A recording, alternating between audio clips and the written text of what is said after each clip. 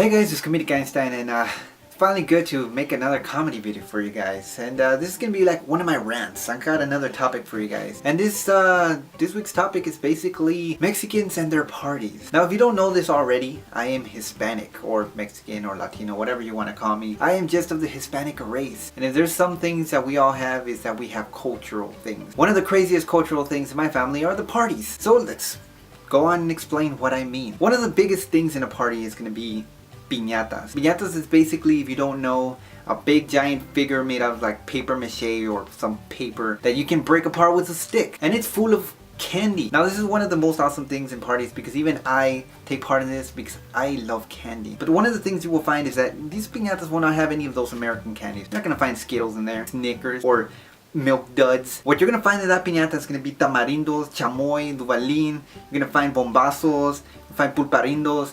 You probably don't even know what I'm talking about, but that's what's in there. And that is not in there, Mexican kids will not be happy. They will not be happy one bit. But this is one of the funnest events. I mean, they get a stick and they're in there, they're smacking the crap out of it, and they're so excited, you can see it in their face. They're like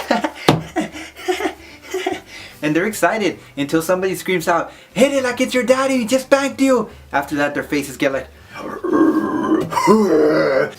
fucking kidding the piñata, start stabbing it. Okay, I'm sorry. I probably went a little overboard. Maybe they don't go that far, but you get the idea. The piñata is one of the biggest things. It's like a pinnacle in terms of a party. And anyways, once they're done with piñata and they've already finished hitting it, the candy's going all over the floor and it just looks like a freaking, it's raining candy, that's what it is. And people, after that, it turns into a full-out tackle football game. You see kids running from this side, you see kids running from that side, jumping in the air. Boom! You see bloody noses everywhere. There's candy going all over the place, people stashing it in their shirts, people stashing it in their pants, people stashing it in people's hair, just everywhere. I mean, they're trying to hide it and they're trying to beat it. People don't even care that there's someone's hitting the piñata with a stick and could like automatically get hit in the head and get a concussion because that candy is worth it. That candy is worth a concussion. They'd be happy if they ended up in the hospital as long as they got their bag half full of candy. Or a little crazy, maybe you could say. Well, like I was saying, the piñata is basically a pinnacle of the party. And these parties, I mean, they take place almost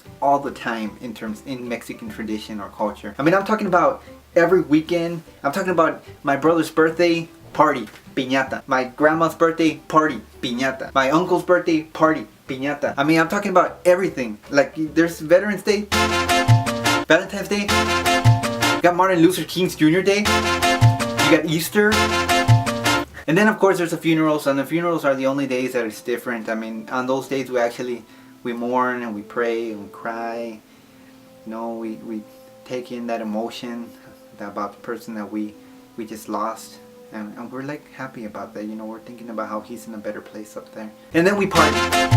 Yeah, that's how crazy things are. I mean, I'm being serious. I'm not even exaggerating most of the stuff. Okay, some of it I am, but most of it is, I mean, I'm being serious with you guys. That's how crazy stuff is. And one thing I won't lie to you about, guys, is that Mexicans, or just us in general, the Hispanics, we have some kind of a sixth sense or something, because when we're having a cookout, no one was invited.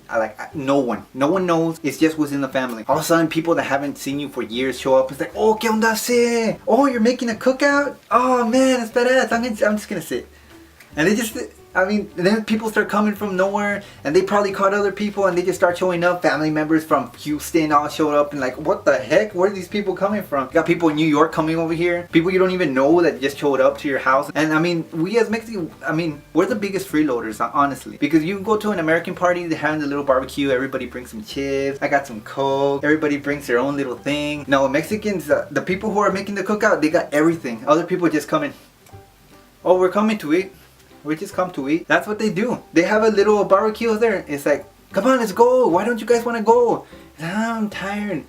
But they got food. That's always that's always the excuse for everything. Oh, they're having a quinceañera. Oh, I'm too tired. I don't want to go. But they have food.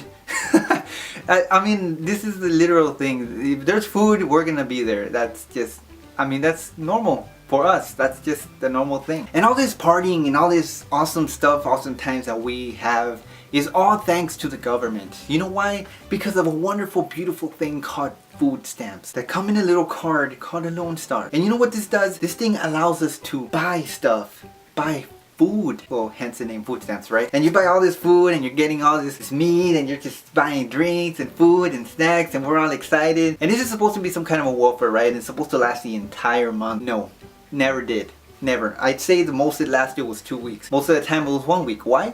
Because they always bought meat and more meat. So what? So that they can go and do cookouts for everybody to eat. I mean, it was like feeding the entire neighborhood basically is what the food stamps are for. And I mean, I guess the only good thing that can come out of this, the only good thing is that with the Lone Star, you cannot buy beer. Because I promise you, Mexicans can drink beer after beer after beer. They could pee out an entire kiddie pool in one sitting. I mean, I'm serious. So the fact that they cannot buy beer with the Lone Star is a blessing.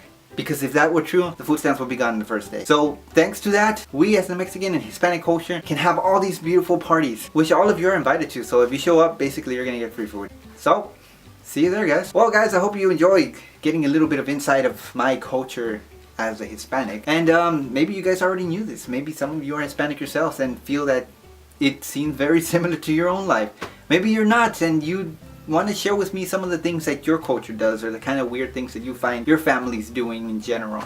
So leave that all in the comment area below and I would love to read it. Also guys, if you would be so kind to follow me on Twitter or like my Facebook fan page, subscribe if you haven't already and like this video. All those things can be found in the description below. That would help me immensely. Thanks you guys. I really appreciate all that. And as always, just remember guys, entertainment equals me times comedy squared. Peace out and have yourselves a great day. Laters.